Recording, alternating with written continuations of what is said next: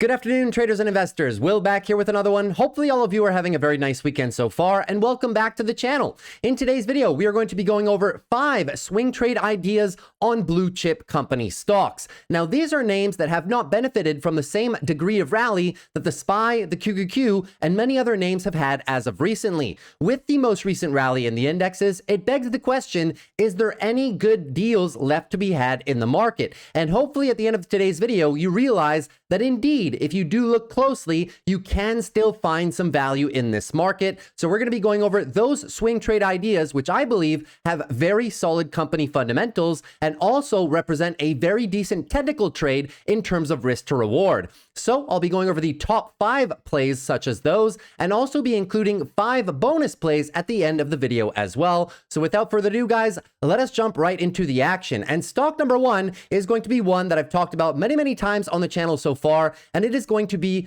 Google. So we know that Google has been having its host of problems as of recently, mostly in line with the Department of Justice investigation into the company, which did rule that their search business was indeed a monopoly. Now we are still waiting for resolution in terms of what the Department of Justice will apply as a consequence, but most recently the headlines have been that they are seeking to break up the company. Now, of course, this company has been left behind because of these headline risks, but if you believe that the headline risks are fairly muted and you do not believe that the Department of Justice is going to break up the company, well, this one is sitting at a very cheap valuation. Just going over the fundamentals before we get into the technicals and the idea of the swing trade here, the valuation is extremely good, guys. We went over their earnings and their earnings were fantastic. The net margins are doing fine. Continued focus on cost control by the CEO. 35% year over year in cloud revenue growth, which is fantastic. They still have an absolute ton of buybacks, and their AI, as measured by their Gemini products, is doing very well. They're expanding revenue at a very nice clip of 9.8% per year,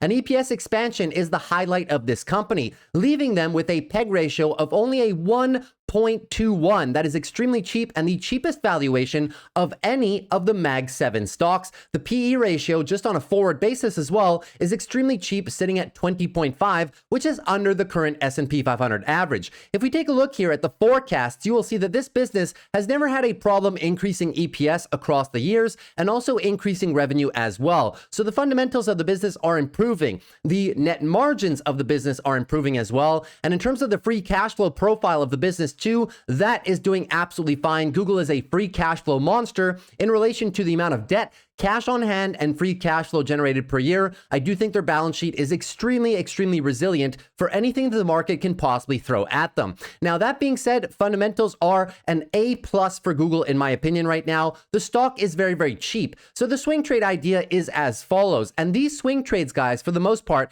will possibly take a few weeks to possibly 1, 2, 3 months to play out. These are longer duration swing trades. We're not trying to trade these on the 1 and 5 minute charts. There's nothing wrong with that. But if we want to go in with a little bit of size and a little bit of conviction, we need to kind of extend the timeline horizon. So quick technical analysis for Google right now. Well, the company is actually looking quite good on the longer term basis, right? Monthly is in a clearly defined uptrend, although now we are kind of hesitating and devolving into somewhat of a tightening range, but the levels are very juicy indeed. If we take a look at the weekly here, we're in a very nice weekly uptrend. So a trade thesis, considering the fact that most analyst price targets are well into the $200 range, guys. The minimum analyst target is 185, but the average is sitting around 210. So my target in the short to medium term could be all the way up around here, about the $200 level. So if we were to do some very basic analysis and just go off of the monthly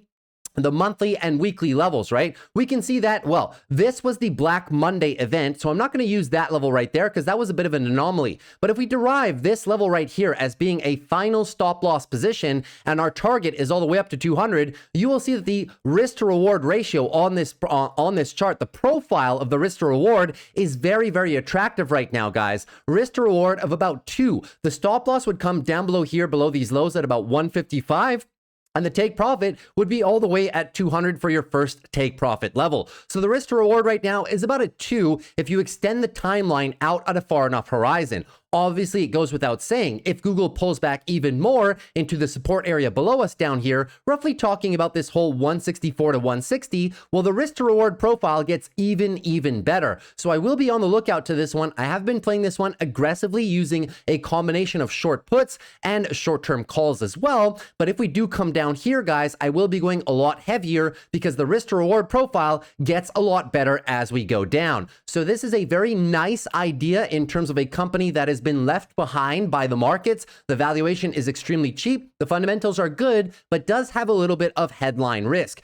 It stands to argue, guys, that in this market, the companies that have been left behind do still have some remaining overhang risk from XYZ factor, because if they didn't, they would be at the all-time highs with the SPY and with the QQQ. So this is idea number one. If you do not mind the Google headline risk in terms of the investigation by the DOJ, if you believe that the case will largely be dropped and the consequences will somewhat be minimal, well, then this could be a very attractive swing trade opportunity for you if you're looking for a high quality company to possibly build a position with a little bit of size over the next couple of weeks and into the next couple of months for the upside swing trade continuation. So that is stock number one. Stock number two is another one that has kind of not done much of anything since the highs we met back in July. And of course, we have to talk about ASML. So ASML, if you guys don't know what they do, they have a de facto monopoly in what the business that they operate in. They manufacture very expensive advanced lithography machines for the construction of semiconductor chips.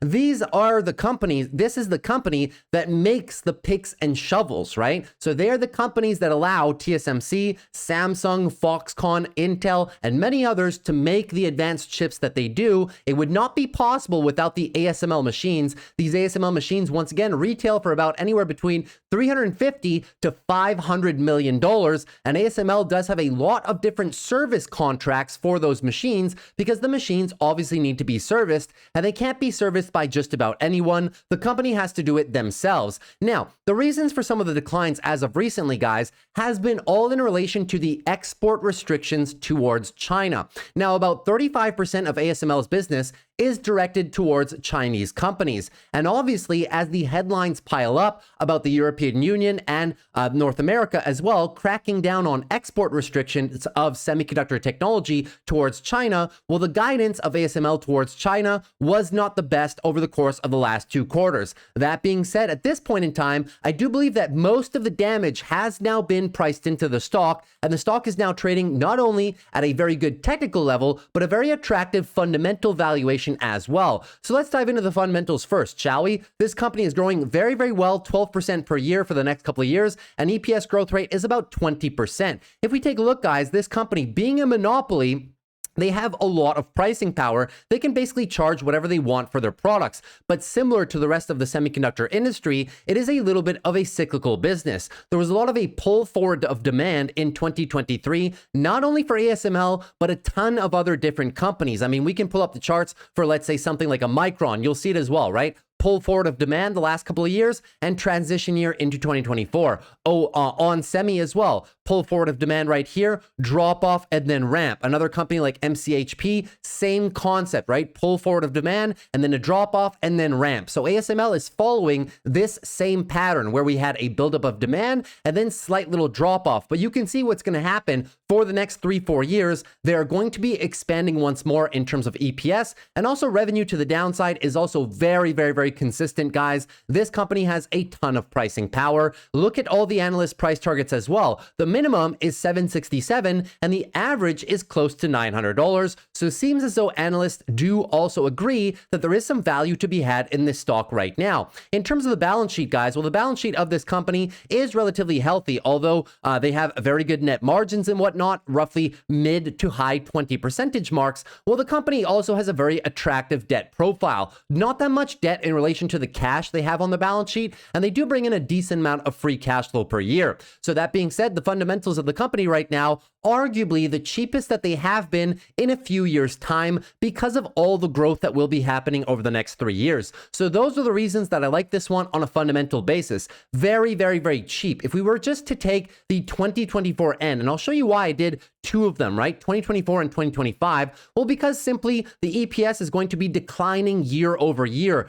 from 23 to 24. So if we take 24 as a baseline, you get a different number as opposed to taking 25 when we're on an upswing on EPS. So I'll give you both numbers, right? If we were to take the numbers from the end of 2024, they're trading at roughly a 33.6 PE, which at a first glance might appear high, but do not forget they're growing EPS at a 20% pace per year. That gives them a PEG ratio of 1.68. I'll remind you, anything under 1 is cheap. Anything above 2 starts to get a little bit rich, depending on the company, of course. So at 1.68, this is not too bad. Where this company really comes alive is 2025 onwards. You can see here the forward P for end of 2025 is only a 27, much more manageable. When we divide this by their EPS growth rate, we get a PEG ratio of 1.35. 1.35, guys, is just about as attractive as you can possibly find in the semiconductor niche right now. And for such a high quality company that is almost a, well, not almost, it is a monopoly in terms of what it does, nobody else can replicate this technology. So that is why I think that it's a very attractive deal fundamentally, but also we cannot forget this company's huge competitive advantage over basically anybody else in the industry, guys. Nobody can build these machines except for ASML. So fundamentals get an A+ from me in that respect. Now, in terms of the technicals, well, we know, guys, that we've been in this big weekly downtrend for a long time right now since the peaks of August. And also we have lost the monthly time frame too, but it appears as though we are approaching a short-term temporary bottom. Take a look at some of the technical characteristics right here.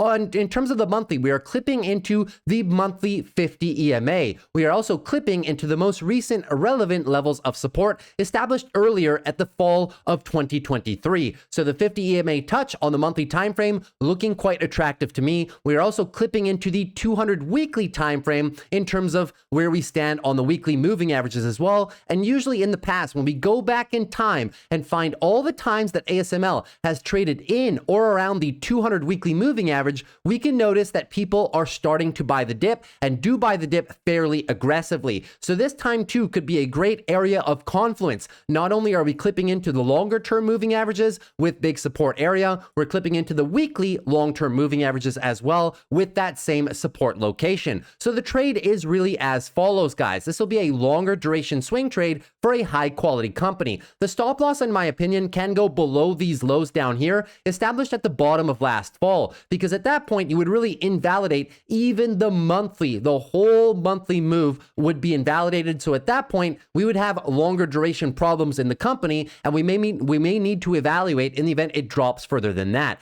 But at a first glance, in terms of the risk to reward profile, I do think that it's very attractive. If we put the stop loss below there, you will see that we're risking roughly 17% to the downside. But how much is the upside possibly, guys? Well, target number 1 is going to be all the way up here at about 869. And if we extend the target potentially towards more of the all-time highs, towards the midpoint of the analyst targets, roughly above 500 or 900 rather, you can see the risk to reward quickly jumps above 2. So this, once again, guys, very decent swing trade. And as per the Google one as well, if we consolidate even more and dip into this area even more for a little bit more weekly oversold conditions, the risk to reward is going to be even better. If I can find, again, ASML sitting at 650, I will be building a heavier swing trade position. This is a company that I do hold in my long-term portfolio, and I've been invested in this company for the last 5-6 years. But if I'm looking for a swing trade with size, this is definitely going to be top of my list, up for consideration. So that is company number 2.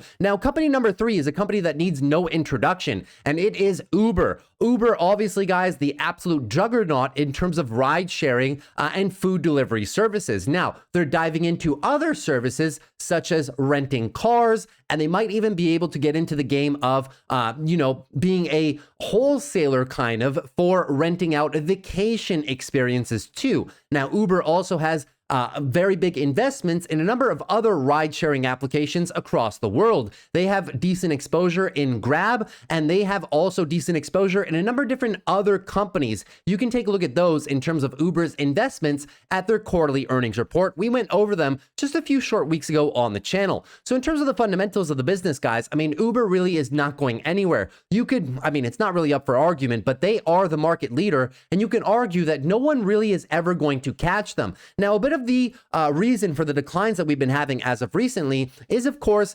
Elon Musk obviously being a close advisor to the Trump administration right now. And we know that Trump most likely will be quite favorable to unlocking regulations for robo-taxi applications. So people recently have been a little bit nervous around Uber, considering the fact that they might have competition coming from robo-taxis from Tesla. But do not forget, guys, the rollout of robo-taxis is going to take a very long time.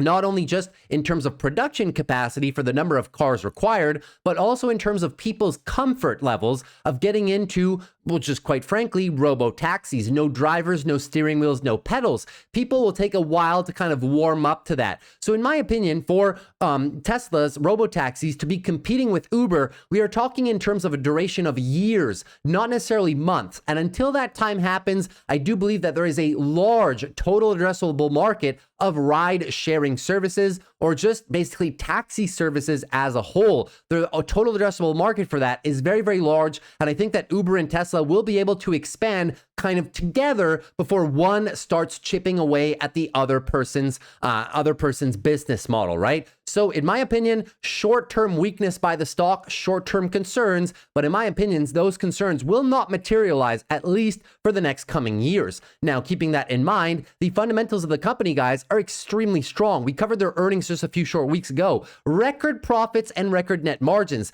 This has not always been the case for Uber. Take a look to the left-hand side of my shoulder right here. Uber was never always a profitable company. Up until 2023, they were net margin negative.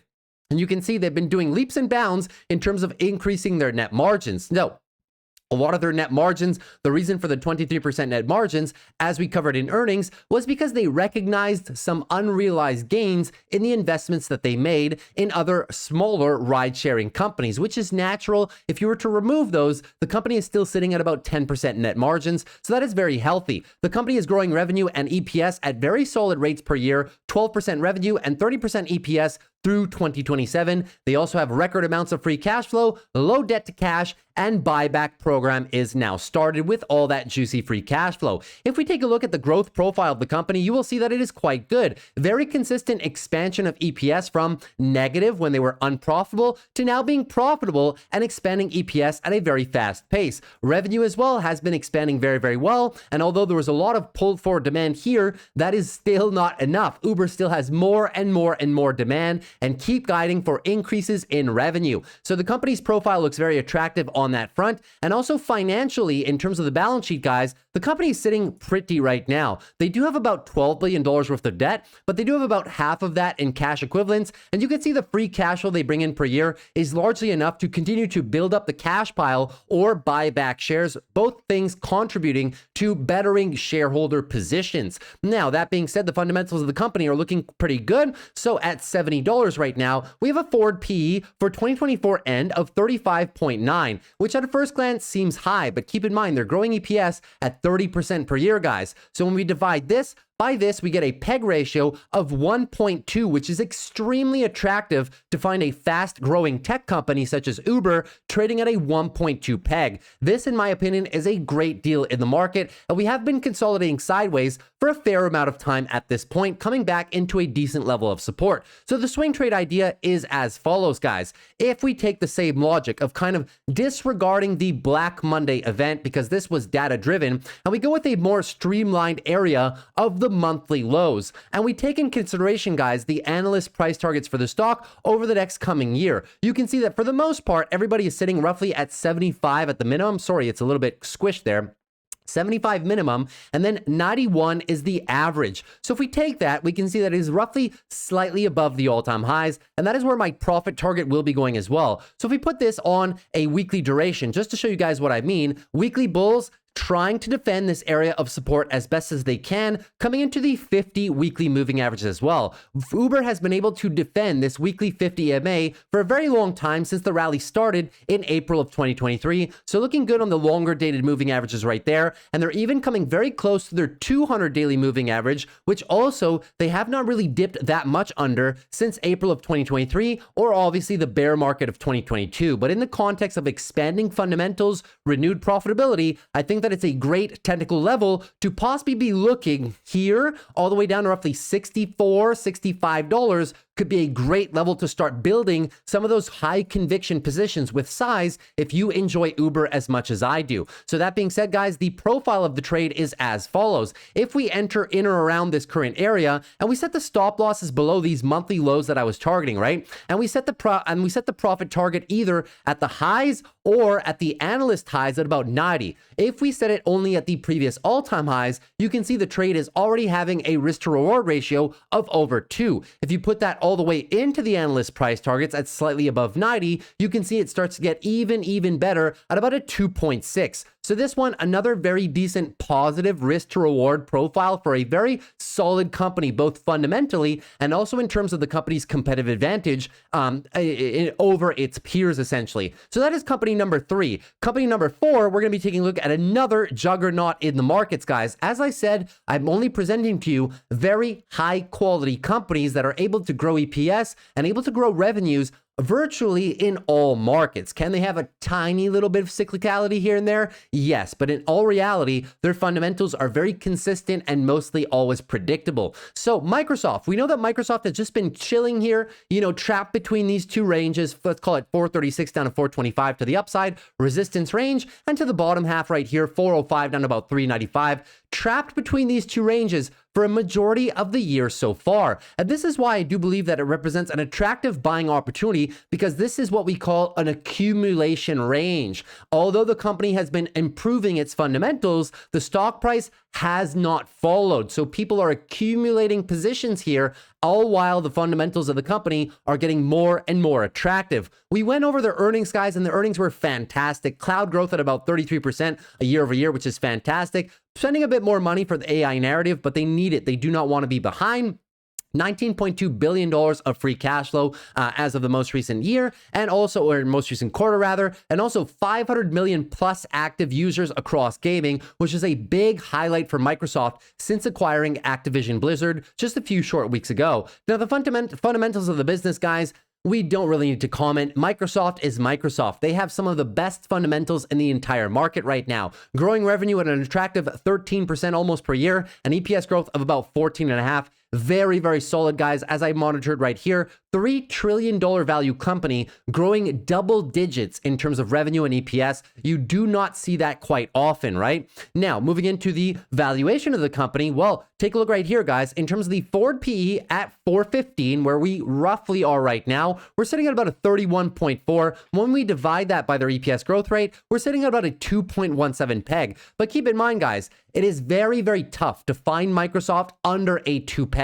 Usually Wall Street allows them to trade at a higher valuation because of these following reasons. Number one has to be the consistency of the company. Very consistent business model, always expanding EPS and always expanding revenue very decently as well. There really is no problems that Microsoft has not faced in the past that it cannot get over. So sometimes companies like these, companies like Microsoft, companies like Costco, companies like Visa and MasterCard that have very predictive business models and that don't really get affected by the cyclicality in the economy, usually Wall Street does allow them to trade a little bit more rich than some of these sector peers can trade sometimes. Take a look at the analyst price targets as well. All the analyst price targets are at a minimum where we are right now, roughly 425. On the average, 501, and to the top end, 600. And I do agree with the 500 midpoint on those targets because the valuation right now has been one of the cheapest ones that we've seen in the last year and a half. In terms of profitability, never been a problem for Microsoft, guys. 35+% net income margins. And the balance sheet, well, the balance sheet has always been excessively strong for Microsoft, guys. Yes, they run a lot of debt to expand their business, but look at the free cash flow that they bring in per year. It is astronomical. And the amount of cash that they have on the balance sheet, those two things combined are used to either pay down the debt or return some of that money to shareholders in the form of juicy buybacks. So that being said, guys, fundamentals of Microsoft remain an A+ from me. In terms of the swing trades, we have a couple defined levels here that we're coming off of that usually Microsoft, you're hard pressed to find them. Number one on the monthly time frame is a tap of the monthly 12 EMA. You can see that in most cases, in most bull markets, a touch of the 12 EMA is synonymous with a very decent buying opportunity. We can go all the way back here. This was COVID. This was midpoint through 2021. This was 2018. And if you go back in Microsoft's history, you'll see that usually when they clip into the 12 EMA, such as places like this, here was slightly under, but this is all the way back in 2015. Usually it starts to be a very attractive buying opportunity. That's on the monthly. In terms of the weekly, take a look right here. We are clipping into possibly the 50 weekly EMA. And same concept, guys. Usually when Microsoft taps into the 50 EMA, it does represent a very decent location to start to put in some bids in the context of overall bull markets. And even on the daily, guys, this is your 200 daily moving average. So you can see all of the longer term moving averages are lining up. And when you go back in the history of Microsoft, all of them represent some very decent buying opportunities if you are there to strike when the iron is hot and when the opportunity does present itself. So that being said, I love this region. Now, admittedly, I would like to see it a little bit lower below the 200 or possibly down deeper into our support range. But even here, guys, I think there's very decent risk to reward. If we were to use the loss of these levels down here as a final exit, a final risk location for the trade, and we just measure in terms of towards the all-time highs or slightly higher in line with the analyst price target average, which is 500. You can see that if you were to drag down this, you're risking about 7% to the downside before being taken out. Why is that important? Why is this level important, guys? Well, because if you lose this, right, it kind of invalidates the monthly time frame as a whole, and you would be setting up for a monthly downtrend. At that point, you may have some continuation down here into maybe the 350, 360 level. So to avoid any further drawdowns, that is where I would cut a position if I'm only looking to swing trade the company. So taking a look at the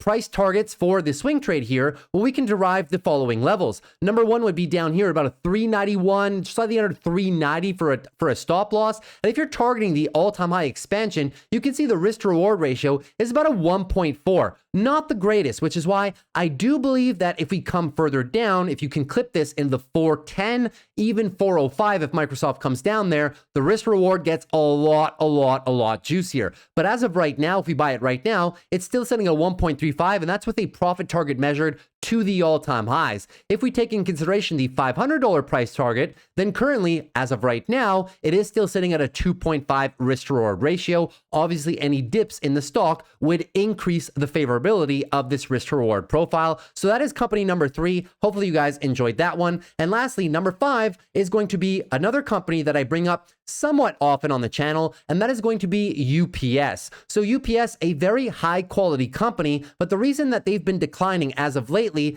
has just been a drop off in demand for premium services. Think of priority shipping, both air and ground. As consumers have pulled back on their spending, as discretionary spending for consumers has come down a lot since the peaks of 2022, well, obviously you guys know that that translates into a lessening of demand for logistics services, especially premium services such as priority airmail or priority cargo shipping, which tends to be a better margin business for UPS. That being said, we went over their corporate earnings in Q3 just a few short weeks ago, and the guidance was good. It showed that the business is rounding the bottom of the cyclical nature that they find themselves in terms of just the niche of the business, right? So the business is at an inflection point. It's getting better. They were impacted by wage growth and the union deals, which are both coming to an end, and the cyclical bottom is ending as well. What do I mean by a cyclical bottom? Well, if you take a look, guys, at their EPS and revenue profile, you will see what I mean. A lot of pulled forward demand in 2021 and 2022 as people were just ordering a ton of things. Money was free, rates were at zero, and stimulus checks were, a dime a dozen at that point in time. And now we have the cyclical nature of the business kicking in as consumers spend less money, as they choose to be more discreet on their purchases and spend less when they're buying, spend less for priority shipping. Well, you can see the cyclical nature of this company. But now we have the company guidance, and they said that 2025, they will finally be returning to growth. I have been waiting for this moment for the last 3 quarters for this company, and apparently it's starting to come. So you can see very nice expansion for the next 3 years in UPS in terms of their EPS. And in terms of the revenue expansion as well, they're now getting back to growth after kind of falling off here over the last 2 years, year over year. So revenue growth is decent and EPS growth is decent as well. You can compare this to kind of FedEx, which largely has the same profile, right? Cyclical business. But now we are kind of rounding the corner, which is why I do believe it's a perfect opportunity to start bidding on such a high quality stock. Now, the analyst price targets, I admit, are fairly mixed on this one. The average is sitting about 150 with one guy all the way down here. But you can see most analysts do have this rated at either a hold, buy, or strong buy, with only a few remaining unconvinced of the company's potential leading into the next few years. Another reason why I like this company is we are being paid very handsomely to wait. The dividend yield right now is just under 5%. So even if we are taking a swing trade in shares right here, we are getting paid a 5% dividend, paid quarterly, of course, to be in this position, which kind of bumps up the attractiveness of the ROI yield. That being said, the company's fundamentals right now are looking quite good. Expanding revenue, I mean, UPS has never been a company that expands at double-digit clips. FedEx is kind of the same. Right? These logistics businesses are fairly matured, but where they're excelling right now is cost control and continuing to deliver for the shareholder for EPS expansion at about 14.5% per year. At about 138, where the company stands right now, we're trading at a P ratio on a forward basis of about an 18.2. When you divide this by this, you get a PEG ratio of 1.26. That is very, very attractive for this company, guys. It's towards the lower end of the range, getting close to 1, which is one other reason why I like it. And the free cash flow yield, if you don't want to look at the growth metrics, just look at how much they are paying you to be a shareholder in terms of how much money they're using to buy back some stock, right? And also pay the dividend.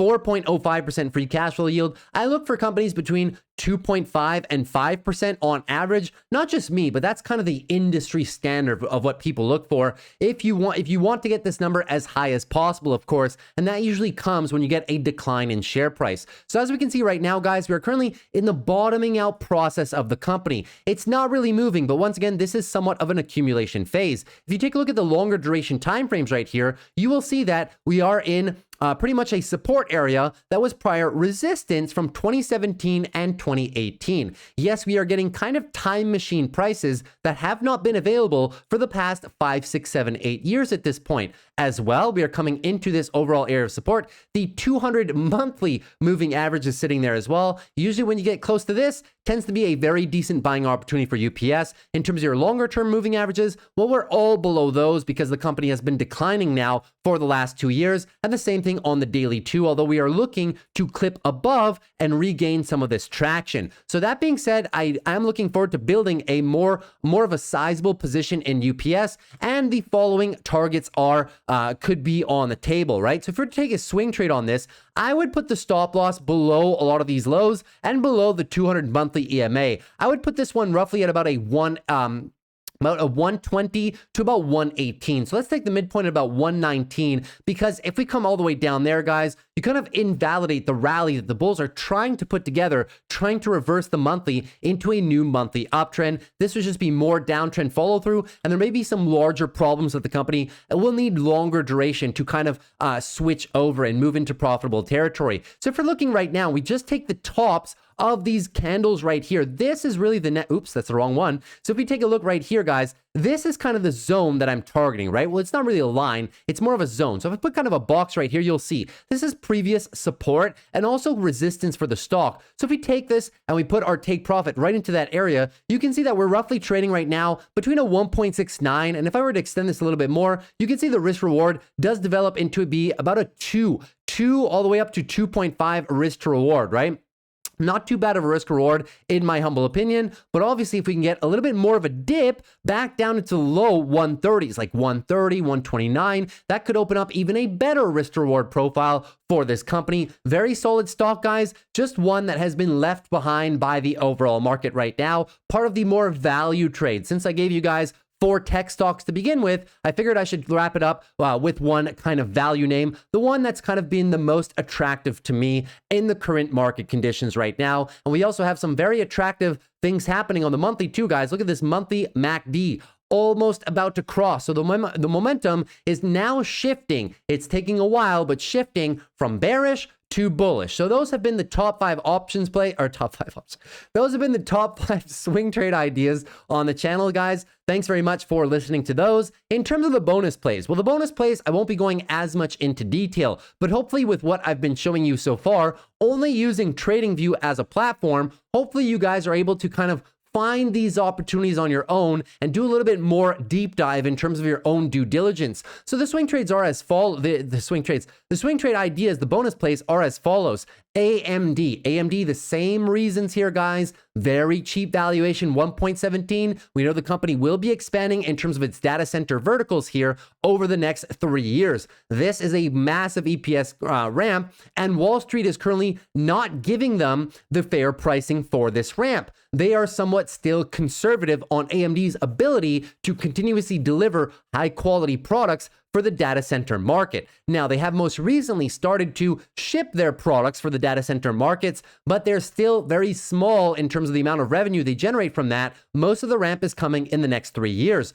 So currently right now, look at these valuations, guys. All the price targets are considerably above the current stock price, and we're currently trying to find a bottom in this support level down to about 128. So if I had to put a last line of defense level down here at 121, you can see the risk to reward profile, guys, is getting pretty juicy. If we're trying to go for the swing trade back to the weekly highs all the way up there, look at the risk to reward profile, guys. It is fairly attractive right now. Stop loss is down here. You're getting over a 2-to-1 risk to reward profile on AMD. So although the company has been out of favor, if you are patient and you understand the fundamental thesis of what the company is trying to do, it could be a fairly attractive opportunity. Another one is Coca-Cola. I've been talking about this one on the channel recently, and this one is a pure technical trade. Coca-Cola needs no introduction. The company's fundamentals are absolutely outstanding right now. Free cash flow yield is very good at about 3.6, 3.7%. Now, one of Warren Buffett's favorite stocks as well. This is a pure technical trade setup right now. So we have the monthly breakout, retest of a prior resistance range, which is now support for a possible run, at least trying to retest some of the previous highs. Now that the lows have been set, because the bulls are doing a good job, they put a very nice daily bounce underway. We're going for the daily trend change. This is a shorter duration risk to reward trade. So now that we have a defined level at the bottom end of support to be working with as well, we can derive a few clear swing trade levels. I would put this one all the way down here at about $60, let's say, the touch of the 200 weekly moving average, because if we give back any more, guys, weekly downtrend, you kind of come below this area of resistance, which is now still acting as support, and then it becomes challenging for the bulls to kind of push through this in an accelerated manner. So if I had to do a risk to reward trade on this from the current location right down here, we put the stop loss all the way down there. We're risking about, let's call it $4 to the downside, and the upside rotation would be about 60, let's call it about 68 all the way up to about $70. So the risk to reward ratio is not above 2 right now, because we are going aggressive, not aggressive, we're going very conservative with our stop loss. But if we come down a little bit more, right, trying to set up for the weekly higher lows, for the possible trend change attempt, and you guys are willing to be patient and trying and get that weekly trend momentum with you, well, that's when the risk reward really comes alive, right? Sitting at about just under a 2 right now, but it does dive into a 2 if you can kind of cash this one down into the 63, 62 level. So I like this one, longer duration time frame swing trade. Moving into the bonus trade number 3, which is going to be Airbnb. So Airbnb, another company that has very nice fundamentals right now. I do have to admit, the PEG ratio right now is sitting a little bit high. The free cash flow yield is good, but this one is just for a continuous boom of the travel sector. If you take a look at other travel names such as Booking Holdings, another travel name such as Expedia, you'll notice what these charts are doing. Take a look at some of the largest hotel providers in the world, the most solid names at least, Marriott and Hilton. You can see all of these charts are going significantly higher. All except for Airbnb. This is another company that's kind of been left behind in the overall market rally, despite having very good fundamentals, very good very good company net margins, and also in terms of the expansion of their verticals, in terms of the expansion of EPS, solid expansion in EPS, and solid expansion in revenue as well, but the company just not has ran at all. So the fundamentals of the business are looking good, and in terms of a swing trade, guys, well, I've promoted this one a few times on the channel, right? In the event we start retesting 130 to about 125, and we use this last level as our defined stop loss, the risk reward starts to get very juicy around the 125 level if you're looking for the monthly trend expansion. Let me move a few of these things over. So if you're looking for the bulls to recapture the monthly and go for the trend expansion and possibly revisit these higher levels of the 160s, the risk reward is very attractive right now. If you put the risk down here to 110, loss of the monthly, right? This would just be monthly downtrend continuation and could be a problem if we start hovering around down there. So that is where I would kind of cut this trade and wait for more confirmation that they do want to do it again. So the risk reward right now on Airbnb, pretty juicy, above a 2-to-1 if you have a long enough time horizon and if you enjoy this company a lot. Now, another high quality company as well that has been on a heck of a discount recently has been Louis Vuitton. Consumer discretionary spending has been down not ever so slightly, a lot, and this one has been faced with some fear over what kind of tariffs Trump could possibly put on European companies. That being said, we don't really have to introduce this one, guys. You know that it's a conglomerate. It's one of my favorite retail stocks that I like to hold, just because I do feel that they have a competitive advantage that nobody else has. They have kind of cornered a large segment of the luxury goods market, and they do control other brands such as Sephora, which have a lot more mass appeal in the beauty segment. The price targets for analysts are all the way up here at 151, and we can see that their fundamentals are continuously expanding, but similar to other companies, they had a bit of a drop off here just because of that consumer cyclicality, but it should be getting better in 2025 and onwards. And even for revenue, same profile, a little bit of a drop off from 23 to now, and then should be looking at further expansion into the future. So very solid fundamentals for this business, nothing bad to say. Growing revenue and EPS very attractively right now, and the free cash flow yield is very, very, very solid. The PEG is slightly high, but once again, as I've said many times on the channel, it's not the best proposition to be taking when a company's kind of a mature company and the EPS is not growing much more than 10% per year, and it's not a fast-paced growing tech company. Usually you want to take the free cash flow yield, go with more traditional valuation metrics associated with value companies, right? So this one seems to be a no-brainer in my mind. Very easy swing trade opportunity would be if you're willing to take a chance on this one for the eventual recapture of the monthly time frame, eventual recapture of the weekly time frame as well. We know that we're kind of on the weekly oversold patterns right now. Daily has been oscillating between oversold and not for the most recent couple of weeks. And even on the monthly, guys, we're trading at very low monthly RSIs, not seen since 2016. So it could be a bottoming out process for the stock right now. That being said, I would put a stop loss down below here at 111 in terms of the swing trade, right? So representing some very attractive swing trade opportunities right now. The risk reward is very decent. If you're just looking